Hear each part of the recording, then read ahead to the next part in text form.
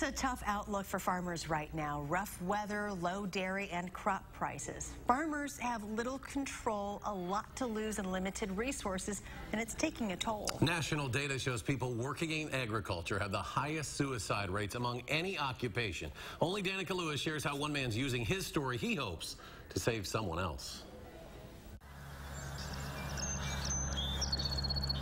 It's the birds chirping in the morning.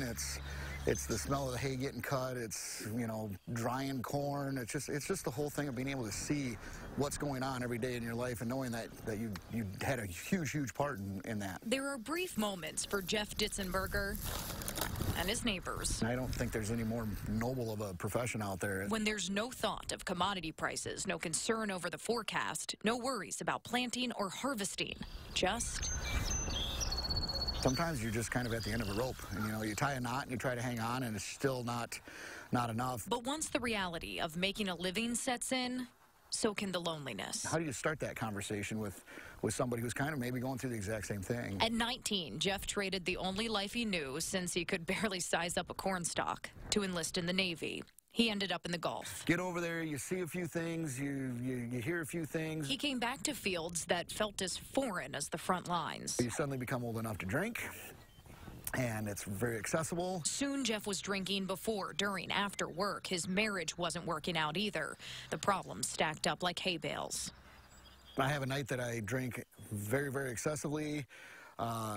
Had something that triggered me, and that was the night that I was gonna end it all. So Jeff wrote a letter. It's like drowning and knowing that there's absolutely nobody around. Worst feeling you've ever had in your entire life, and then multiply it by 10 times. That's a pretty realistic way to describe it. He drove to an abandoned house, lit a match, and walked in.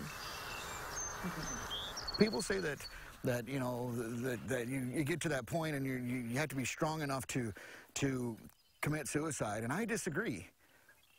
I think you have to be strong enough to keep moving on. Jeff was. Check your fluids, check the tires. After being sent to a psychiatric unit for treatment. Well, there's your scream for help, but thankfully, you know, the scream was still there when it was all said and done. The peaceful silence wasn't going to cut it anymore. No, Jeff had to cut through it. I don't ever want to go back to that place, and I don't ever want anybody feeling that way.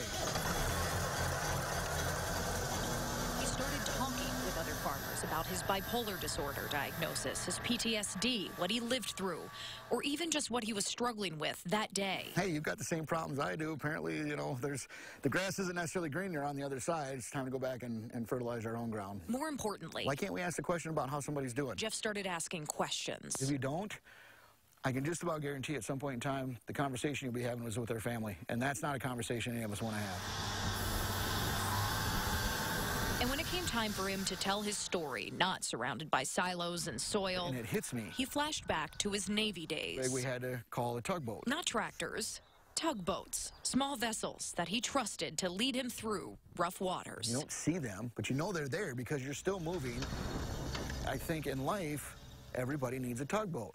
You need that person that you can call, that you say, hey, I'm in some treacherous waters. I need you to guide me, so on and so forth. That's now the basis for a group he's starting, specifically for men, called Tugs, for talking, understanding, growing, and support. I've had numerous opportunities for, you know, lots of things in life, and, you know, I'm glad I'm still here to do that. Sure, farms can be secluded, and being a farmer can be lonely.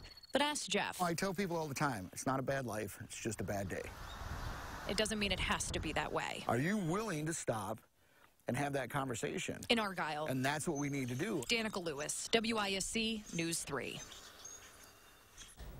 Now, the TUG support group is not officially meeting just yet, but Jeff is in the process of making it an official nonprofit aimed at helping men talk openly about mental health and suicide awareness. If you or someone you know needs help, or if you want to start a conversation with your family, we have resources posted on our Time to Talk page. Just go to channel3000.com/timeforkids for that information.